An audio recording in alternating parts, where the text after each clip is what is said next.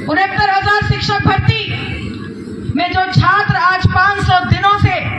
लगातार लखनऊ की धरती पर ना ठंड देख रहे हैं, ना गर्मी देख रहे हैं, ना बरसात देख रहे हैं, आज उनके पास किस चीज की कमी है?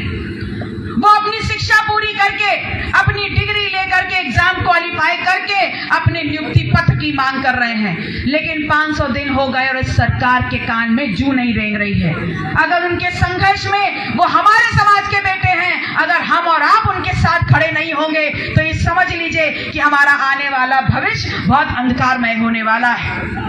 मैं आप लोगों से पूछती हूँ कि आज 70-80 दिनों से इस देश में जो माहौल है, जो ढोल ताशे नगाड़े बज रहे हैं और जो गली गली नुक्कड़ प्रसाद बट रहा है, क्या आपके घरों में वो प्रसाद आया? आया वो प्रसाद?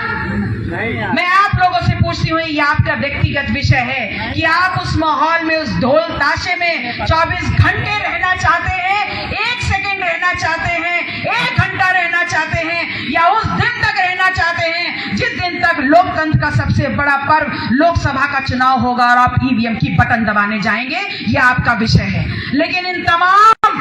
तमाम माहौल के बीच में मैं अपने नौजवानों से एक सवाल पूछ रही हूं कि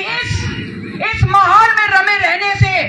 और कांवड़ यात्रा में अपनी हिस्सेदारी करने से अगर आपको रोजगार और नौकरी मिल रही है तो पूरी जिंदगी करते रहिएगा। अगर हमारे किसान भाइयों को इस माहौल में रहने से और कांवड़ यात्रा में जाने से अगर आपकी आय दुगनी हो रही हो तो पूरी जिंदगी इस माहौल में रहिएगा। अपनी माताओं बहनों से बोलते हैं कि अगर इस माहौल में रहने से आपके घर में राशन की बोरियां आ रही हैं और अगर आपके बच्चों की शिक्षा और दवाई सुनिश्चित हो रही है तो पूरी उम्र इस माहौल में रहिएगा। लेकिन अगर ऐसा कुछ भी नहीं हो रहा है